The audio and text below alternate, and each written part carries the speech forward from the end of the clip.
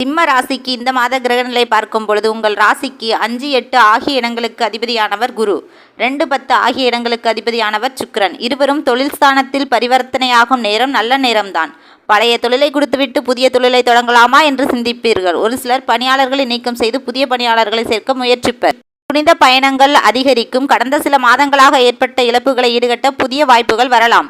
குடும்ப முன்னேற்றம் கருதி இடமாற்றம் செய்யும் முயற்சியும் கைகூடும். கிரகச்சனியின் ஆதிக்கம் இருப்பதால் எதையும் திட்டமிட்டு செய்ய இயலாமல் போகலாம். 10ல் இருக்கும் குருவால் பதவி மாற்றம், இடமாற்றம் ஆகியவை திருப்தி தரும் விதம் அமையும். செவ்வாய் வக்ர நிவர்த்திக்கு பின் உங்கள் செயல்பாடுகளில் வெற்றி கிடைக்கும். மாணவிகள் பணிபுரியும் இடத்தில் கூடுதல் கவனம் செலுத்துவது நல்லது. பெண்களுக்கு குடும்பத்தில் குழப்பங்கள் அதிகரிக்கும். சுபவிரயங்கள் செய்வதன் மூலம் வீண் விரயங்கள் இருந்து விடுபட இயலும். இம்மாதம் அபிராமி அம்மன் வழிபாடு அமைதியை தரும் மாதமாக அமையும். இந்த வீடியோ உங்களுக்கு பிடிச்சிருந்தா கமெண்ட்ல சொல்லுங்கள் ஃப்ரெண்ட்ஸ். லைக் பண்ணுங்கள், ஷேர் பண்ணுங்கள், சப்ஸ்கிரைப் பண்ணுங்கள். Bye bye from Sakthi Siva.